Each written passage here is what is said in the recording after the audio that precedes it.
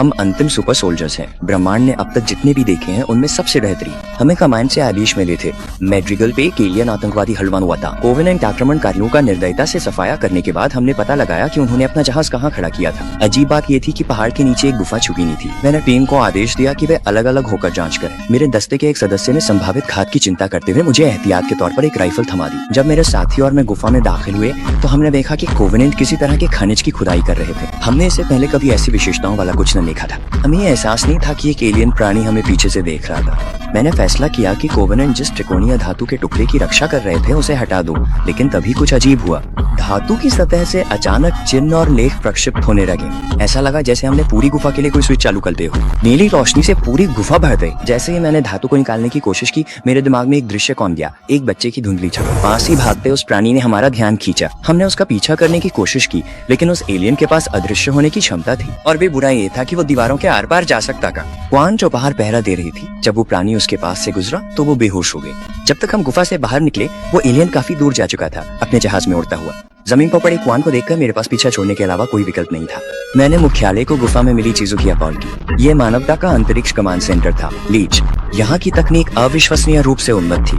Doctor हॉल्सी कई वर्षों से कोवेनेंट का अध्ययन कर रही थी और जो कुछ मैंने उस गुफा में खोजा था वही वो वर्षों से ढूंढ रही थी। मानवता इस एलियन प्रजाति के साथ वर्षों से युद्ध में थी, फिर भी हमें अब तक ये नहीं पता था कि वे असल में चाहते क्या हैं। डॉक्टर हॉल्सी को पूरा विश्वास था कि ये धातु बेहद महत्वपूर्ण है। जब मैंने त्रिकोणीय कलाकृति को छुआ तो मेरे शरीर का तापमान अचानक बढ़ गया।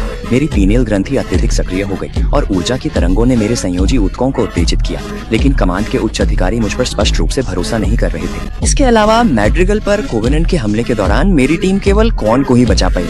भले ही मैड्रिगल के उपनिवासी सभी विद्रोही थे, फिर भी ये स्पार्टन्स के लिए एक शर्मनाक बात थी। यूएनएससी ने क्वान को वापस लाने का फैसला किया। वे उसे प्रचार हेतु चाहते थे ताकि वो विद्रोहियों को कोवेनेंट की क्रूरता बताकर मानवता को साझा दुश्मन हेतु एकजुट करे। परंतु क्वान स्पार्टन से नफरत करती थी। उसने पलटकर यूएनएससी पर अपने लोगों के नरसंहार का आरोप लगा दिया। इससे कमांडर बहुत गुस्सा हो गया। क्वान को उसकी कहानी फैलाने से रोकने के लिए यूएनएससी ने समस्या को खत्म करने का फैसला किया। दूर से हमारे जहाज की ऑक्सीजन सप्लाई काट दी गई। गड़बड़ भांपते ही मैंने लड़की को पकड़ा, पर यूएनएससी की निर्दयता दिखी। कमांड ने मेरी ऑक्सीजन काट दी ताकि मैं मदद न कर सकूं। दम घुटने से पहले ही मैंने ऑक्सीजन सिस्टम फिर चालू कर दिया। इसी दौरान डॉक्टर हॉल्सी ने यूएनएससी को सूचित किया कि शायद मेरी याददाश्त वापस आ गई है। मेरे विद्रोही हो जाने का ख्याल ही उन्हें डरा गया। कमांड ने तुरंत पूरी तरह से हथियारबंद प्रतिक्रिया का आदेश दिया। जहाज के अंदर हमारे बीच तनाव बढ़ गया। क्वान को लगा कि मैं उसे मारने की कोशिश कर रहा हूँ। इस बच्चे की जान बचाने के लिए मैंने एक ऐसा फैसला लिया जो संगठन के हर उसूल के खिलाफ था। मैंने वो हेलमेट उतार दिया जिसे मैंने पहले कभी नहीं उतारा था। जब उसने मेरा चेहरा देखा कुछ जाना पहचाना